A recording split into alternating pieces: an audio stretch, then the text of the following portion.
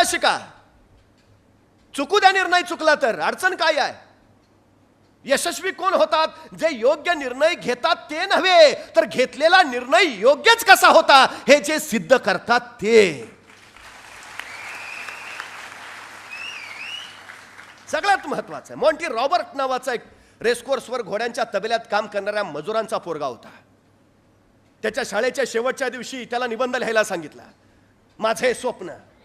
आणि रेसकोर्सवर घोड्यांच्या तबेल्यात काम करणाऱ्या मजुराच्या या पोरानं स्वप्न लिहिलं की एक दिवस माझ्या मालकीचा रेसकोर्स असेल, 200 ते 300 जातिवंत अरेबियन घोडे माझ्याकडे असतील, गाड्या, बंगला आणि जगातला सगळ्यात श्रीमंत म्हणून मला ओळखलं जाईल.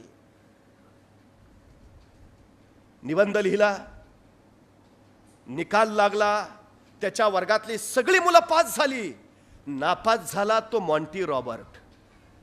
तो शिक्षिकेकडे गेला, म्हटला, मॅडम मला तुम्ही चुकून नापास केलं, मला पास करा.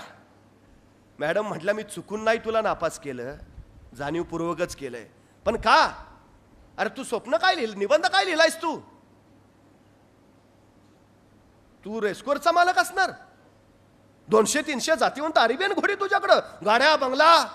अरे वेड्या, शक्य होईल ते स्वप्न बघावं, अशक्य कोटीतलं नाही. कधी कळणार तुला?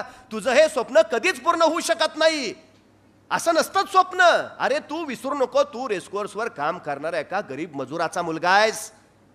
मी तुला पास करूच नाही शकत. नाही मॅडम, तुम्ही मला पास करा. ठीक, तू तुझं स्वप्न बदल, मी तुला पास करते.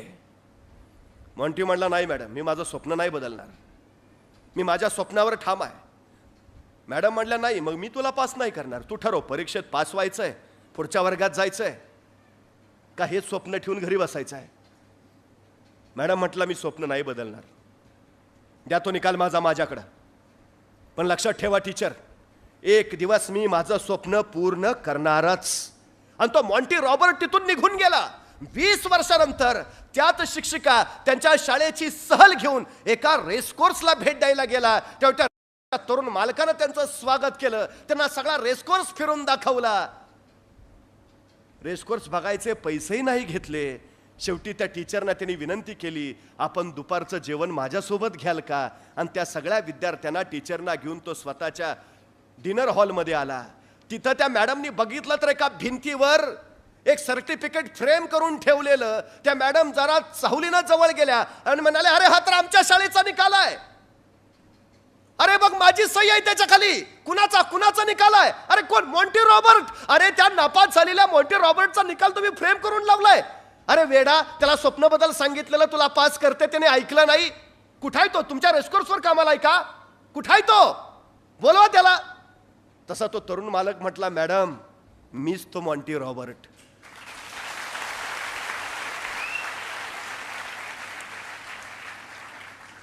आणि मॅडम, मी माझं स्वप्न पूर्ण केलंय. मॅडम, तुमच्या सांगण्यानुसार मी जर स्वप्न बदललं असतं तर शाळेच्या परीक्षेत मी पास झालो असतो, पण जीवनाच्या परीक्षेत मात्र नापास ठरलो असतो. त्यामुळे कुणी काहीही सांगू द्या, कुणी काहीही सल्ले देऊ द्या, ठाम राहा. जे ठरवलंय ना त्याच्यावर ठाम राहा.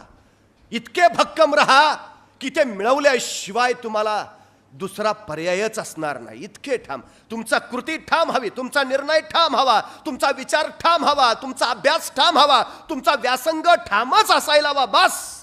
ठामपणा कमावता येतो, ठामपणा मिळवता येतो. ठामपणा याचा अर्थ भावनेचं नियंत्रण. तो ठामपणा तुम्हाला कुठल्याही परिस्थितीत डळमळू देत नाही. तो ठामपणा तुम्हाला कच खाऊ देत नाही. तो ठामपणा तुम्हाला संघर्ष करायला तयार